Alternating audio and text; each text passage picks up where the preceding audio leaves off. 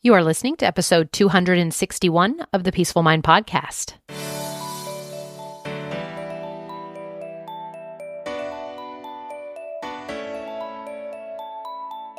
Welcome to the Peaceful Mind Podcast, a place for creating the peace of mind you need to be the best mom you are created by God to be.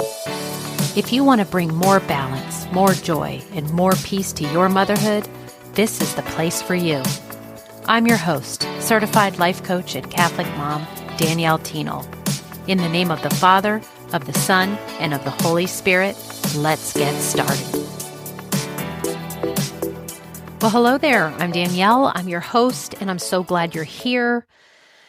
Where are we? We are in mid-February or almost there. So how are you? What is going on with you? Are we to a point where we're kind of running out of steam with our New Year's resolutions? If you feel like discouraged at this point, don't worry, you're not alone. But then also I want to remind you, there is always an answer, right? Maybe you don't need to go it alone. Maybe there's a different type of help. And if it's something that has to do with you think might be your relationships, your emotional well-being, time, money, your physical health, spiritual wealth, your career/business. These are the areas as a life coach that I help mamas, faith-filled mamas. So let me know if I can be of any help. What you just have to do is you have to show up on my schedule by signing up for a back to balance call. That's it. If something's off, if we're off balance, if we're not really sure, we want to get back on track, to say the least, then that is what will happen on this call. Today, we are going to be talking about something that I hope you bookmark, actually. I hope you save this episode. I hope you share it. I hope you write down in your note section what number it was, because I want all of you to stop being so hard on yourself. I see this time and time again. And I just want your life to be lighter, a little bit more free. And nothing else has to change in your circumstance for this to happen. I'm so glad you're joining me today so that we can talk about how to stop being so hard on yourself. It will really change everything. Listen, we're all flawed human beings, right? And we make mistakes, we mess up, we don't know how to do things. We don't know how to do things until we decide to figure them out. And when that happens, we kind of mess up along the way. Being hard on yourself is going to keep you from that quicker rebound to get you back feeling better and getting the results you want. So whether you are folding laundry right now, driving in carpool, maybe you're just stealing a few quiet moments for yourself, I am grateful you're here. Because, in my years of coaching moms, there is one pattern I see over and over. And that is that we can be incredibly hard on ourselves. I raise my hand here too. I find myself being hard on myself, and what I'm going to talk about and teach you today, I need to be reminded and to refocus on myself. You're not alone in this. So let's talk about first why that happens, why we are hard on ourselves. What does it look like? And most importantly, how can we develop a gentler relationship with yourself?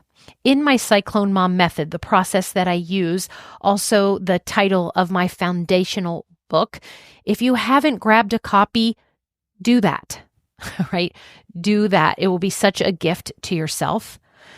But the third step of the Cyclone Mom method, in order to become a mom who really calls on your God-given gift to help you remain calm, in control, and confident as a busy mom, you want to be able to have this gentler relationship with yourself.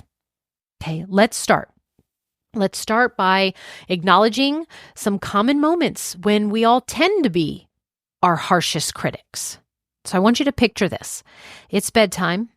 You're mentally replaying your day. Maybe you snapped at your kids in the morning because everybody was running late. Maybe you forgot about the school bake sale and didn't realize it, right? Until the last minute and you had to rush to the store for store-bought cookies. Maybe you're looking at the dishes still in the sink, the unfolded laundry on the couch, and that email you still haven't responded to, right? Just think about a time when you have caught yourself being overly self-critical.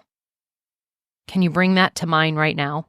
Here's some examples. Here's some examples of when we often, quote, beat ourselves up.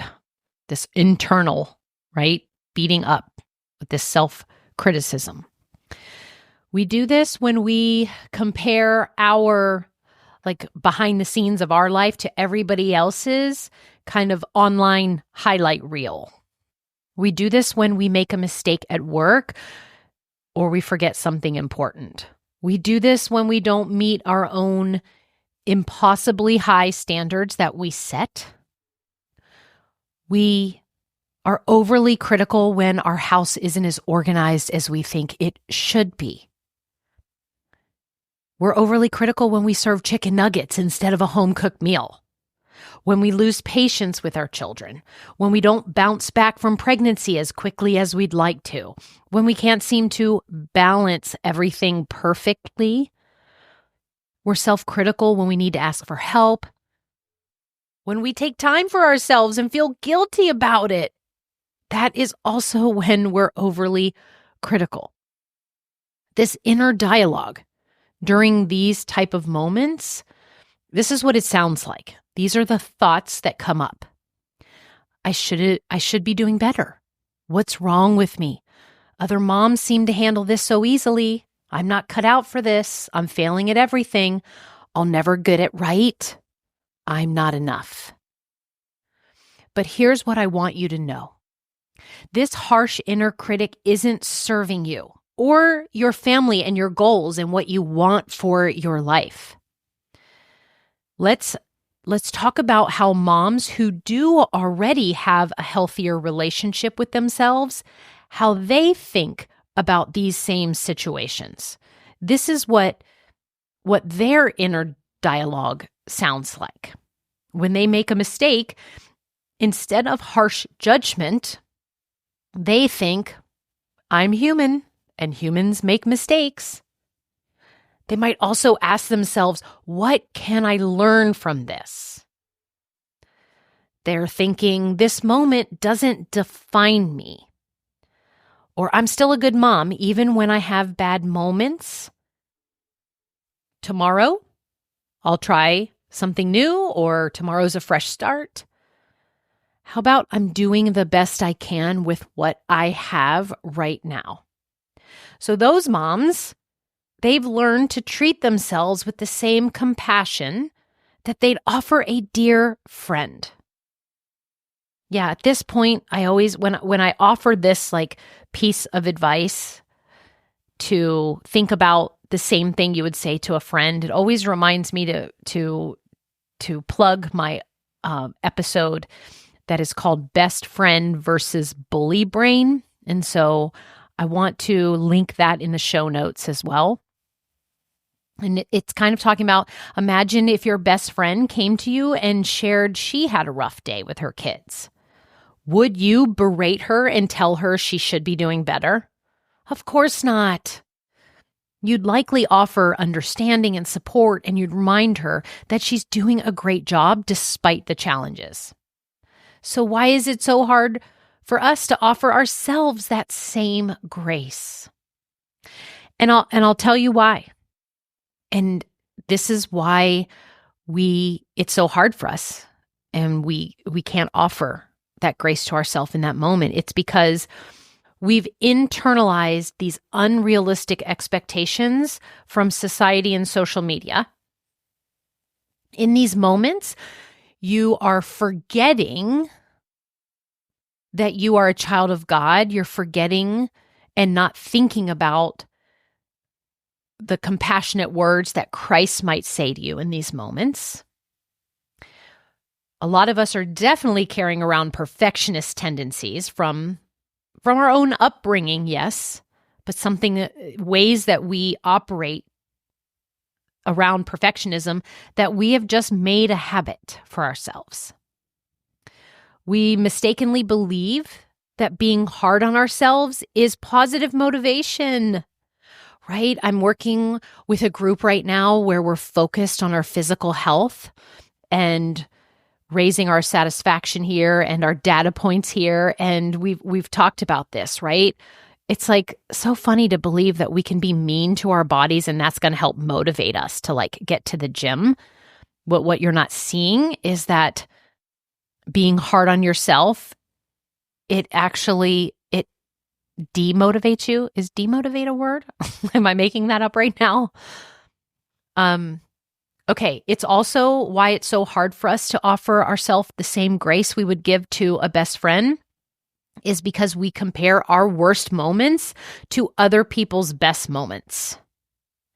And I was just talking with one of my one-on-one clients today about how when I look at social media now, when I look at what's going on in other people's lives, or I'm, get to see, pictures or somewhat, there are lots of things that I admire or, decide maybe it's a goal or strive to. A lot of house pictures that I'm looking at lately. But when it comes to other people's moments, I definitely bring my mind to they are also human, which means they are living a 50-50 life, just like I am, 50% positive, 50% negative, has troubles, challenges, also has great things that are going on.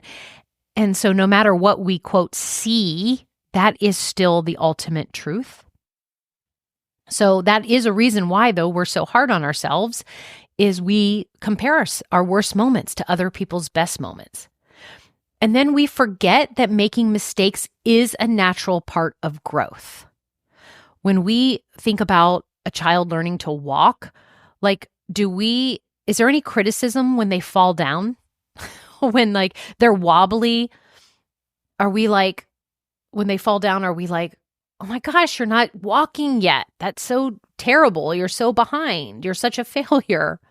No.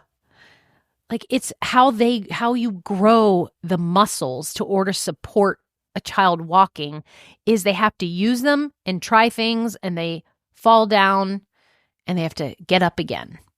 And so we forget that making mistakes is that part of our growth. And we're all going to always be after growth. It's just part of that human experience. So at this point, let me share some practical strategies that will help you become more gentle with yourself. That is really what I hope you get out of this episode today. Number one, I want to offer you the pause practice, is what I'm just naming it here. I have actually don't know if I've ever called it that before. The pause practice. This is when you notice you're being self-critical.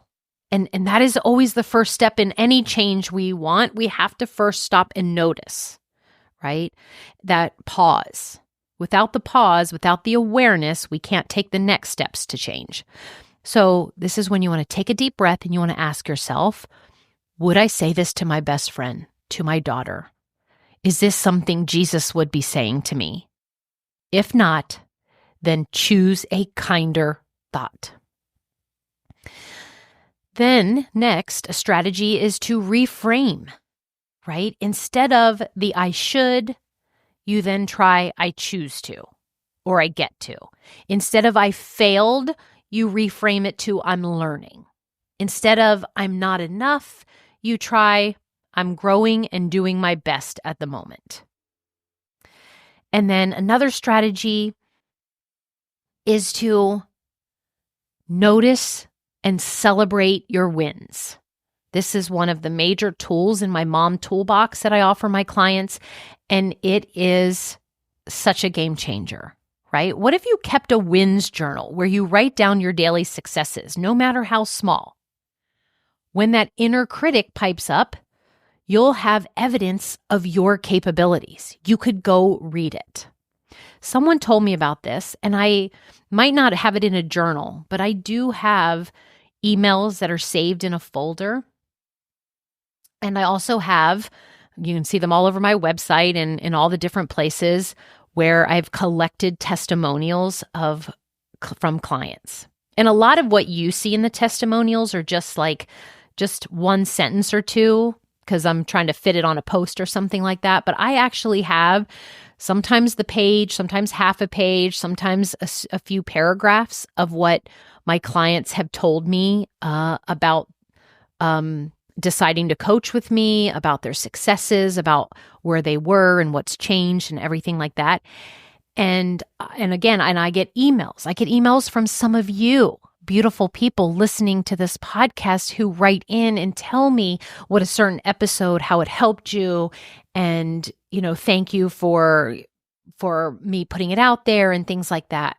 And I save them so that when I use this strategy, when I'm hard on myself, and when it comes to, I guess, the work I'm doing, there are times my mind thinks, oh, I shouldn't have done that, or that wasn't very good, or that certain person, doesn't like it, or it's just, maybe sometimes I have that thought like, okay, I'm going to quit. This is too hard, right? Then I get to use that strategy of going over to read the words that people said, and I remind myself of the service that I'm doing and the benefit that it is giving people. It's a win, right? All the wins. And so that is something I'd like to offer you. Are you focusing enough? Do you have a place where you can remind yourself of all the amazing things you are doing? Because I know that list would be so long, but your brain is only looking at whatever that is at the moment that you're criticizing yourself on. Okay, another shift is just to remember that our children aren't looking for a perfect mom. They need a real mom who models self-compassion and resilience to themselves, because then they will emulate it, and you're giving them permission that's to do it for themselves. We become examples, right? And if you're being perfect all the time and you don't make mistakes, right, then they're going to think that they have to too. And I know I've heard my children bring this back from their, schooling, but it's really that growth mindset. You guys, we all have challenges. God told us that we would have a troubled world. We want to meet those. We want to take our mindset and realize that those challenges are opportunities for growth rather than a collection of evidence of racking up failures in our life. So just to kind of recap those strategies, it's called the pause practice, where you just find yourself being self-critical and then you pause. You ask yourself that question, what would my best friend say? You kind of make a reframe in the way that you're thinking, the I should to I choose to. I failed. You turn that into I'm learning. You keep a wins journal. You remember that you are an example to your children, and they need to see that we make mistakes and we're not perfect. And then we want to take our mind to meet challenges as opportunities. That's what being gentler with yourself would look like in your everyday situations. And when you do lose your patience, which we will, that could be one of the examples of when you're really hard on yourself, you would say something like, I'm learning to manage my emotions better. This moment doesn't erase all the loving moments we've shared. If the thing you're hard on yourself is maybe your house is mess, you can reframe it to, I have a lived-in home. It's a sign of a family living their life together. The messes can wait, but the moments together can't. What about when you serve just like a simple dinner? You can say, I'm nourishing my family and making time for what matters most. Notice it wasn't that criticism of exactly what that food was. And when you need to rest, this is one I want to highlight. If you're hard on yourself when you're someone who is taking rest or decides to do something that is fulfilling to you, I want you to know and say to yourself that taking care of yourself enables you to better care for those that you love. So remember, my dear listeners, God's grace is abundant, yet we often struggle to extend that same grace to ourselves. But being gentler with yourself, it's not about lowering your standards. It is literally about acknowledging your humanity and then treating that humanity, treating yourself with the dignity you deserve as a beloved child of God. And I'll even just add on that, a beloved child of God who isn't perfect, who makes mistakes. So I want to challenge you this week. I want you to notice and bring awareness to your self-talk. When you catch that inner critic getting loud, pause, ask yourself, how would I encourage a friend in this situation? Then I want you to offer yourself that same compassion. And if you find out that it's just too difficult on your own to shift these patterns, if this is something you've been battling a long time, or even just something you were unaware of, but now it's in your awareness, no, you don't have to figure it out alone.